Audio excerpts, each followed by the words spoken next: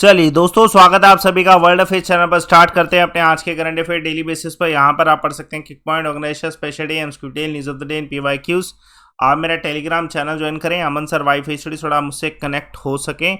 और पहला सवाल आज का देखिए, केंद्र सरकार के द्वारा हाल फिलहाल में डोर टू डोर स्क्रीनिंग की जा रही है टीबी की, और ये कौन से कैंपेन के अंतर्गत है? आश्वासन कैंपेन के अंतर्गत पूछा गया कितने विलेजेस में ये जो है स्क्रीनिंग की गई। तो आंसर इस क्वेश्चन का 68,000 जो विलेजेस है उसमें ये स्क्रीनिंग की गई। मिनिस्ट्री ऑफ ट्राइबल अफेयर्स और मिनिस्ट्री ऑफ हेल्थ दोनों के द्वारा इस कैंपेन को जो है चलाया गया है, आश्वासन कैंपेन को, जिसमें 68,000 विलेजेस जो है कवर किए जा रहे हैं। ठीक है, तो इसमें जो है 2 लाख के आसपास कम्युनिटी इन्फ्लुएंसर जो है इसमें पार्टिसिपेट कर रहे हैं। कुछ tribal leaders, tribal healers, self help groups, ये सभी जो है इसमें पार्टिसिपेट कर रहे हैं। Tribal community are more vulnerable definitely की रेस्पिरेटरी डिसीज, टीबी और इन सभी दिक्कतों का सामना ट्राइबल कम्युनिटीज़ को ज़्यादा करना पड़ जाता है, ऐसी पॉपुलेशन ग्रुप को। और अगर देखा जाए तो जो 174 ट्राइबल डिस्ट्रिक्ट है इंडिया में जहाँ पर जो है ये देखने को मिला।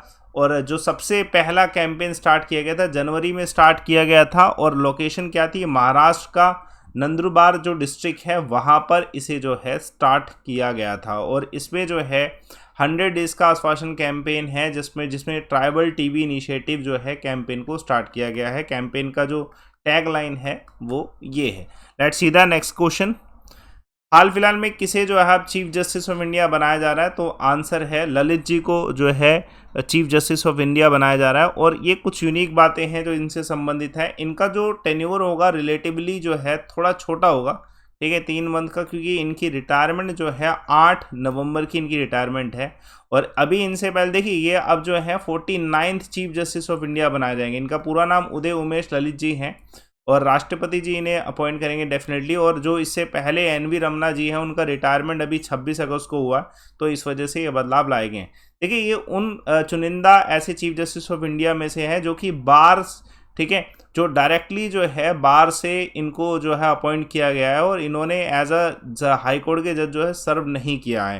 ठीक है, इनके अलावा एक जस्टिस एस.एम. शिकरी जो हैं वो भी थे, जो कि इसी कैटेगरी से चुने गए थे। आर्टिकल 124 के तहत जो है ये प्रेसिडेंट की पावर होती है कि वो उन्हें जो है ज्वाइन कराएं, अपॉइंट कराएं। और इनका करियर देखा जाए तो ये इंडिया के टॉप मोस्ट क्रिमिनल लॉयर थे सुप्रीम कोर्ट के 2014 में। और उसके अलावा इनके पिताजी की अगर बात की जाए तो वो एडिशनल जज थे नागपुर बेंच के मुंबई हाई कोर्ट में 1974 से लेकर 1976 तक। देखिए, बहुत इंपॉर्टेंट न्यूज़, यूजीसी के द्वारा डिक्लेयर किए गए कितनी यूनिवर्सिटीज़ को फेक, तो ये एक बहुत बड़ा अपडेट है। 21 यूनिवर्सिटीज़ ऐसी हैं जिनको फेक घोषित किया गया है। कहने का मतलब उनकी डिग्री अब मान्य नहीं होगी। ठीक है, तो अब इन जो यूनिवर्सिटीज़ को इसमें काउंट किया गया, उनकी डिग्री मान्य नहीं होगी, जिसमें सबसे आगे दिल्ली की कुछ यूनिवर्सिटीज़ हैं जो कि फेक हैं, फिर उत्तर प्रदेश की हैं, उसके बाद सो एंड सो। एग्जाम्पल के तौर पे दिल्ली में 8 फेक यूनिवर्सिटी देखने को मिली है। Example, all India institute of public and physical health science commercial university limited. UP में भी जो है 7 यूनिवर्सिटी देखने को मिली हैं। गांधी हिंदी विद्यापीठ, नेशनल यूनिवर्सिटी इलेक्ट्रो, और बहुत सारी ऐसी यूनिवर्सिटी जो है आप इसमें नाम देख सकते हैं। तो ये सब ऐसी यूनिवर्सिटी हैं जो कि अनरिकॉग्नाइज्ड इंस्टीट्यूशन टाइप है, जो यूजीसी ने अब कहा है कि फेक यूनिवर्सिटी है, तो इनके पास डिग्री देने की किसी भी तरीके की एम्पावरमेंट नहीं। एशिया कप कहाँ से स्टार्ट हुआ है? तो आंसर इस क्वेश्चन का यूनाइटेड अरब एमिरेट। देखिए, एशिया कप इससे पहले जो है श्रीलंका में होने वाला था, लेकिन इकोनॉमिक क्राइसिस की वजह से जो है श्रीलंका में न होकर अभी से यूनाइटेड अरब एमिरेट यूएई में जो है शिफ्ट किया गया, और ये अभी कल ही जो है इसे स्टार्ट किया गया है। श्रीलंका और अफगानिस्तान के बीच में पहला मैच हुआ। इंडिया भी जो है अपने राइवलरी पाकिस्तान के साथ कम्पीट करेगा। ठीक है, तो ये एक इम्पोर्टेंट न्यूज़ होगा। 6 टीम्स जो है इसमें कम्पीट करने वाली है 2 ग्रुप में, और कंसेप्ट कुछ इस तरीके का है कि हर दोनों ग्रुप में से जो टॉप 2 जो टीम्स होंगी वो पार्टिसिपेट करेंगी एज अ सुपर 4S, और फिर उनमें से जो है बेस्ट 2 टीम जो है वर्ल्ड जो कि चैंपियनशिप जो लास्ट है वो खेलने वाली। Let's see the next question. इस पूरे टूर्नामेंट को ऑल इंडिया रेडियो जो है इसकी कमेंट्री भी करने वाला है, हिंदी और इंग्लिश में, फेमस होगा। ठीक है, चलिए एक और क्वेश्चन देखिएगा।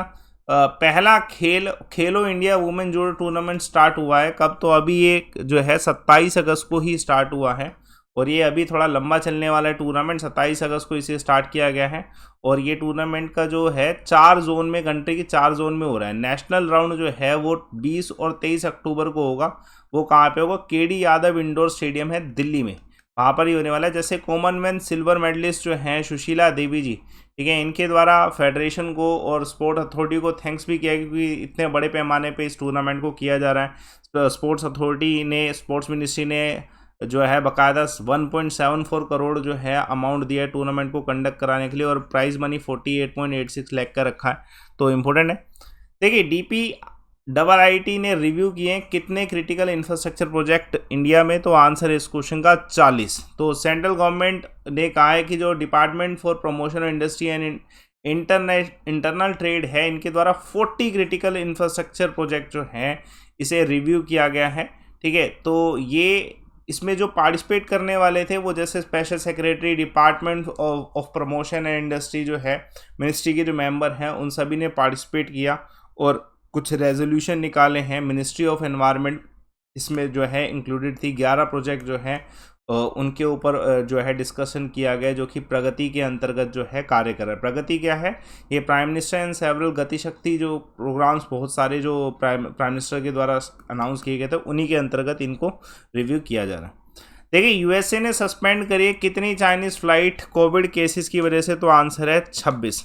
देखिए ये एक तरीके से काउंटर कह सकते हैं, ठीक है। इससे पहले चाइना ने जो है यूएसए की फ़्लाइट्स कैंसिल करी, तो यूएसए ने अब जो है 26 चाइना की जो फ़्लाइट्स हैं उन्हें जो है कैंसिल कर दिया है और कोविड का इसमें जो है रीज़न दिया गया है। उसमें जो 19 फ़्लाइट है उसमें से कुछ फ़्लाइट लॉस एंजलिस की हैं, ठीक है। 7 चाइनीज़ ईस्टर्न फ़्लाइट्स हैं, ठीक है, जो न्यूयॉर्क से जो स्टार्ट होनी थी। तो ये कुछ फ़्लाइट्स हैं। इसमें चाइनीज़ अथॉरिटी ने भी कुछ रूल्स निकाले थे, उसी का रिवर्ट बैक है। अगर फ़्लाइट्स के नाम देखें 26 फ़्लाइट में से म्यान, air China, China southern airline, ये सब फ़्लाइट्स है। सभी के नाम याद नहीं कर रहे हैं लेकिन ये इशू भी पता होना चाहिए।